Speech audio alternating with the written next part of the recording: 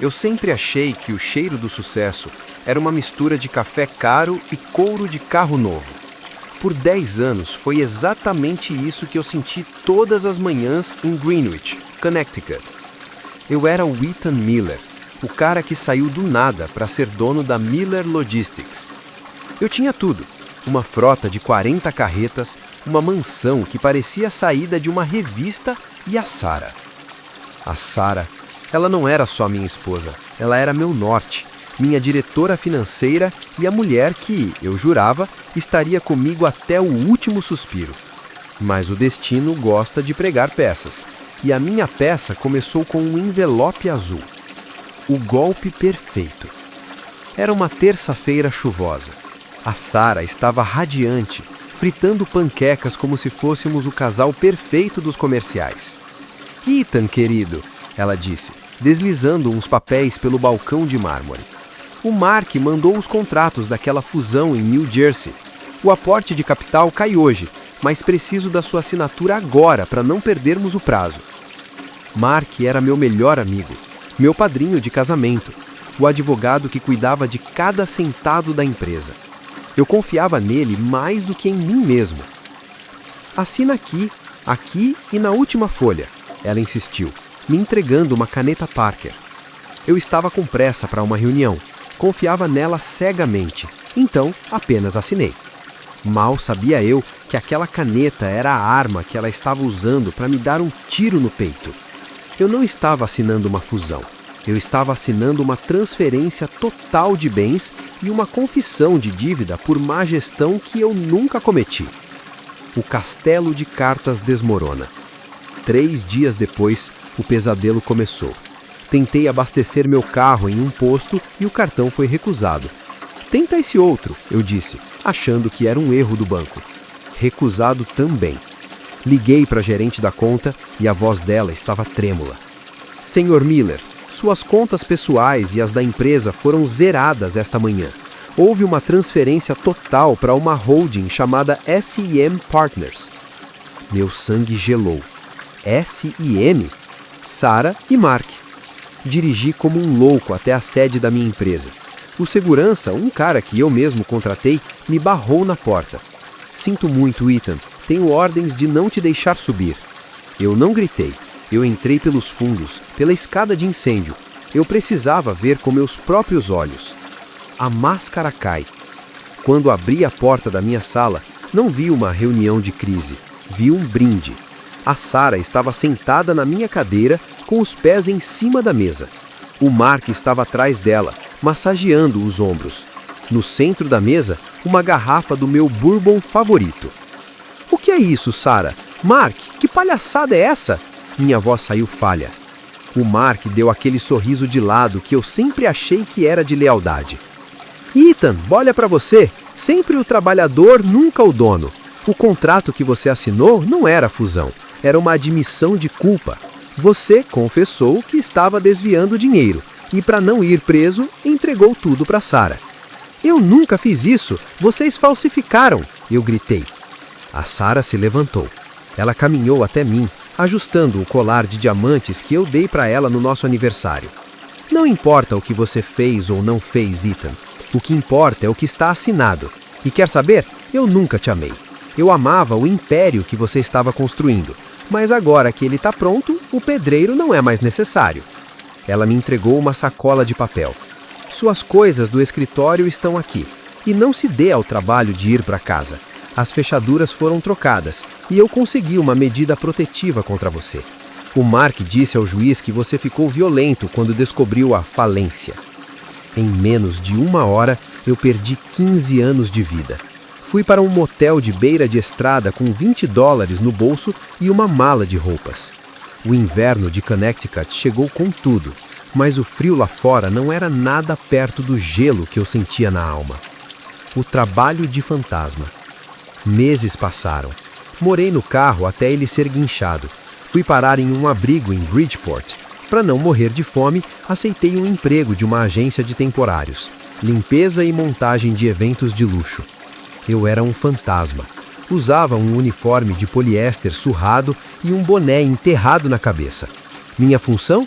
carregar caixas de champanhe de $1.000 e limpar o chão para os ricos passarem. O encontro na neve. Era o baile de gala dos empreendedores. O mesmo evento onde no ano passado eu era o convidado de honra. Agora eu estava na garagem, debaixo de uma chuva gelada, pegando os casacos dos convidados. Um Mercedes Maybach parou. Vi o sapato de sola vermelha da Sarah. Ela desceu rindo, usando o vestido de seda que eu comprei para ela. Atrás dela, o Mark, vestindo o meu smoking feito à medida. Eu tentei baixar a cabeça, mas ela parou na minha frente. "Cuidado com o meu casaco, funcionário", ela disse com desdém. Mas aí ela parou. O cheiro do perfume dela de jasmim me deu náuseas. Ela inclinou o rosto e os olhos dela brilharam com uma satisfação doentia. "Ethan, meu Deus, é você mesmo?" O Mark se aproximou e soltou uma gargalhada que cortou o meu peito. "Olha só, Ethan Miller, eu sempre disse que você era bom de logística, só não sabia que era logística de cabide." Eles riram. Outros empresários que eu conhecia pararam para olhar. A Sarah abriu a bolsa de grife, tirou uma nota de $5 e soltou de propósito em cima de uma poça de lama aos meus pés. "Tova, Ethan, compra um café. Você tá com uma cara de quem tá passando fome." Eu não disse nada. Eu não podia. Se eu viajasse, o segurança me prenderia. Eu apenas olhei para aquela nota de $5 boiando na sujeira. Naquela noite, enquanto eu caminhava 10 quilômetros de volta para o abrigo sob a neve, eu fiz uma promessa. Eles achavam que tinham me enterrado, mas esqueceram que eu era uma semente. O inverno em Connecticut não perdoa quem não tem onde cair morto. Em janeiro, o frio em Bridgeport não é apenas uma temperatura. É uma dor física que entra pelos ossos e te lembra, a cada segundo, que você falhou. Eu passava meus dias nas bibliotecas públicas, não para ler, mas porque eram os únicos lugares onde o aquecimento era de graça, e ninguém me pedia para sair se eu ficasse quieto em um canto. Eu estava em uma mesa ao fundo da biblioteca municipal, com a cabeça baixa, tentando esconder que minhas botas estavam remendadas com fita isolante. Eu tremia tanto que não conseguia segurar o jornal. Foi então que ouvi o som suave de uma cadeira sendo puxada. "Acho que isso aqui vai te ajudar mais que o jornal", disse uma voz. Uma voz que não tinha o tom de julgamento dos assistentes sociais, nem a arrogância da Sarah. Era uma voz que parecia casa. Olhei para cima.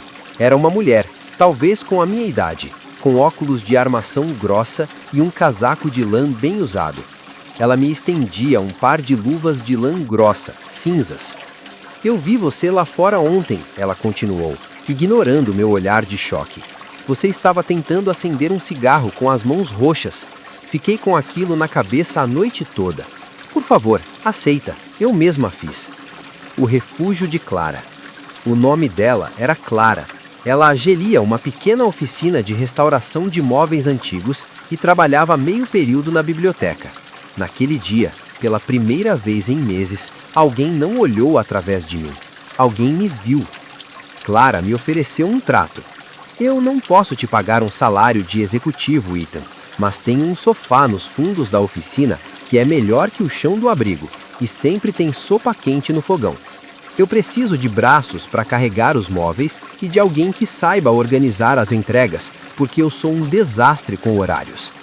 Eu aceitei, e nos meses seguintes, minha terapia foi o cheiro de carvalho, cerejeira e verniz. Minhas mãos, antes macias de quem só assinava cheques, tornaram-se calejadas, cobertas de poeira de madeira e cicatrizes. Mas por baixo daquelas cicatrizes, eu estava sentindo algo voltando, a minha dignidade. À noite, enquanto a Clara trabalhava nos detalhes delicados, começamos a conversar. Eu não contei sobre a Miller Logistics de cara. Disse apenas que perdi tudo em um divórcio complicado. "O problema das pessoas, Ethan", disse a Clara uma noite enquanto lixava um pé de mesa estilo vitoriano, "é que elas acham que o valor de um móvel está no brilho do verniz, mas o valor real está na estrutura.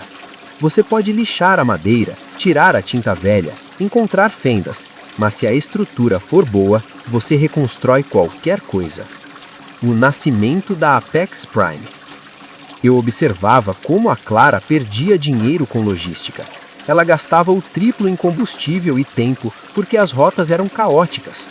Clara, disse eu, pegando o caderno dela, se você agrupar as entregas por zona e otimizar essa rota, você faz o dobro do serviço em metade do tempo. Ela ficou me olhando surpresa. Onde você aprendeu isso? Eu lia muito sobre o assunto, menti, sentindo aquela faísca de inteligência que o Mark e a Sarah tentaram apagar. Clara me incentivou a usar o pouco que eu economizava para alugar um computador em uma LAN house. Comecei a estudar o mercado. Percebi que a empresa do Mark e da Sarah, agora da S&M Global, estava ficando gorda e lenta. Eles só queriam os grandes contratos de milhões.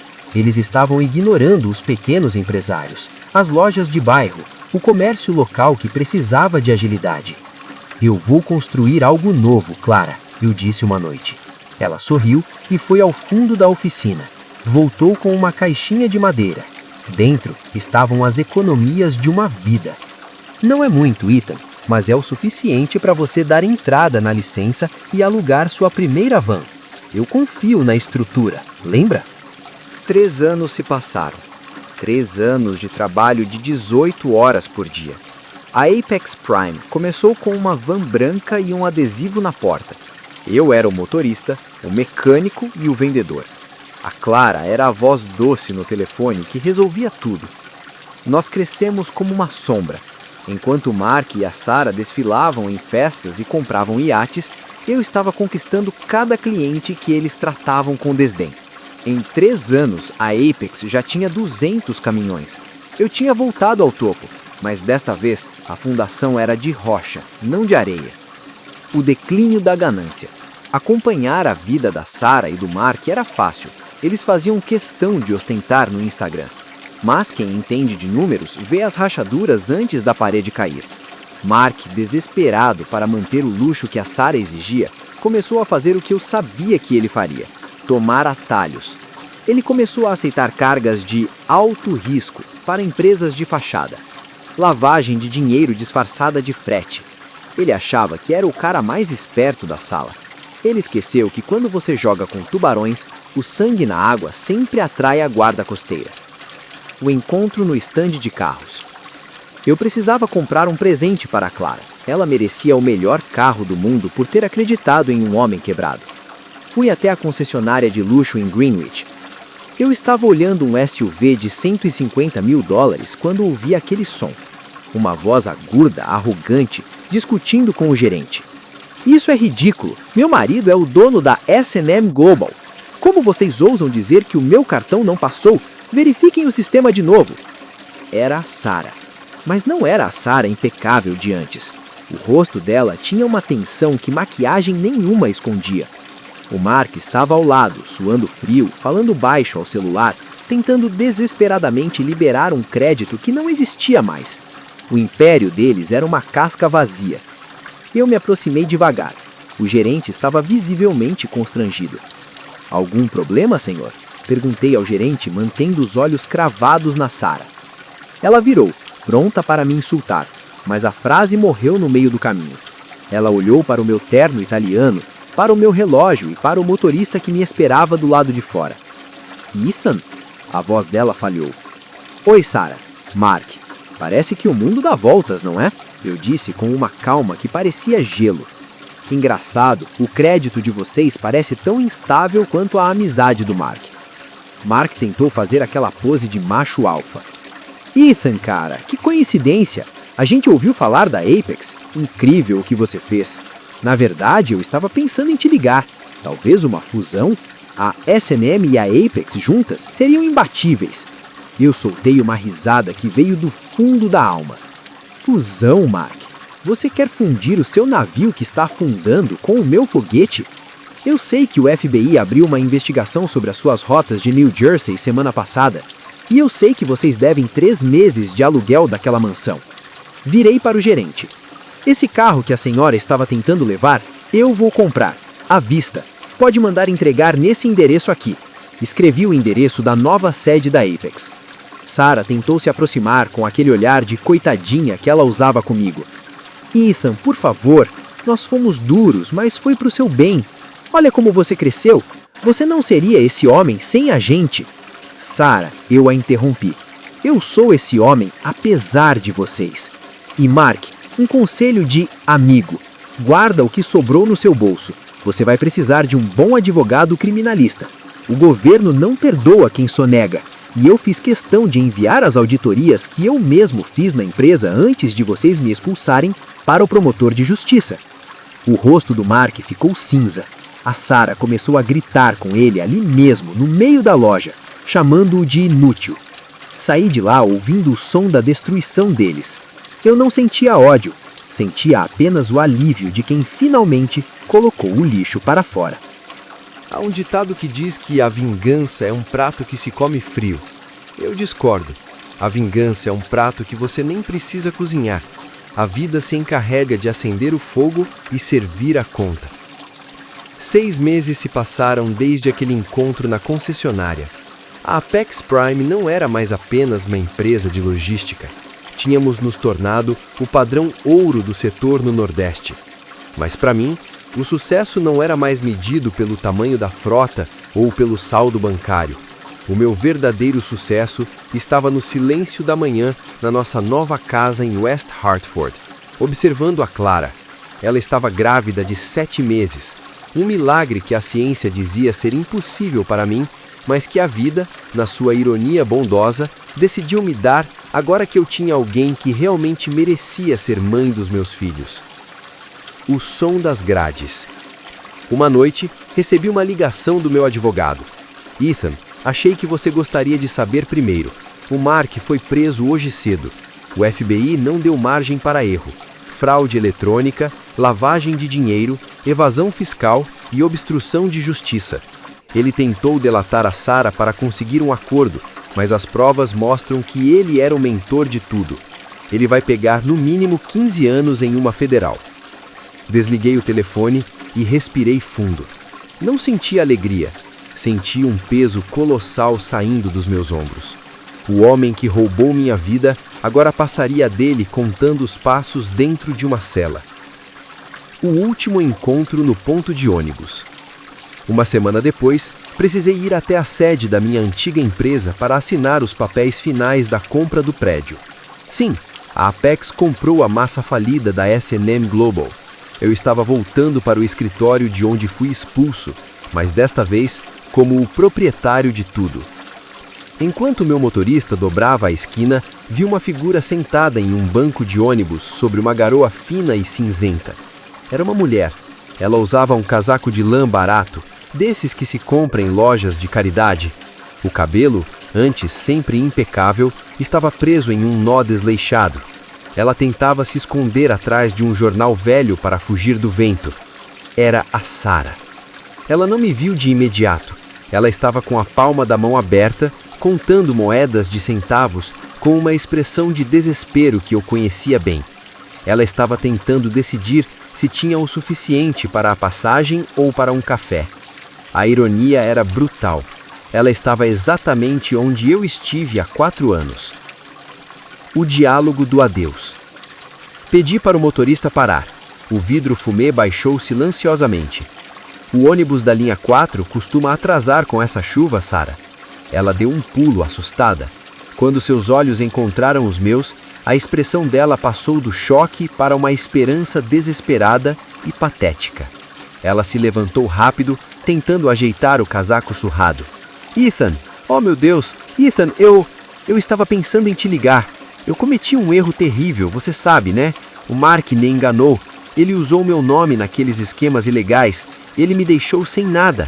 Eu estou morando em um quarto alugado em um porão em Bridgeport. É horrível, Ethan. Ela deu um passo em direção ao carro, tentando tocar a porta com essa falsa intimidade que ela usava para me manipular. Você sempre foi o homem mais bondoso que eu conheci. Eu sei que lá no fundo você ainda lembra do que a gente teve. Você não pode me ajudar? Um emprego na Apex? Ou talvez um lugarzinho para eu me ficar até eu me organizar? Olhei para ela, não com ódio, mas com uma indiferença que pareceu cortá-la ao meio. Sabe, Sarah, há uns anos, você deixou cair uma nota de $5 numa poça de lama e me mandou comprar um café. Naquela noite, eu quase desisti de tudo, mas uma mulher que não tinha nada me deu luvas e acreditou na minha estrutura. Abri minha carteira e tirei uma única nota. Uma nota de $5. Dobrei e coloquei no banco do ônibus, ao lado da bolsa barata dela. Guarda isso, não é pelo café. É para você lembrar que o dinheiro a gente recupera com o trabalho. Mas o caráter, esse aí, quando você joga na lama, não tem dinheiro no mundo que limpe. O Mark está na cadeia e você está aqui. Vocês se traíram, porque nenhum de vocês sabe o que é lealdade. E a lealdade, Sarah, é a única coisa que constrói impérios que não caem. O fim do caminho. Ethan, espera! Você não pode me deixar aqui assim! Ela gritou quando o vidro subiu. Eu não estou te deixando, Sarah, respondi, sem olhar para trás. Eu já te deixei há muito tempo. Você é que demorou a perceber. O carro arrancou. Olhei pelo retrovisor e vi a Sarah encolhida do banco, segurando a nota de $5, enquanto o ônibus chegava, jogando uma nuvem de fumaça e água suja sobre ela. Cheguei em casa e a Clara estava na varanda lendo um livro sobre maternidade. Ela sorriu quando me viu e colocou a mão sobre a barriga. Naquele momento, eu percebi que a Sarah e o Mark não tinham me tirado nada.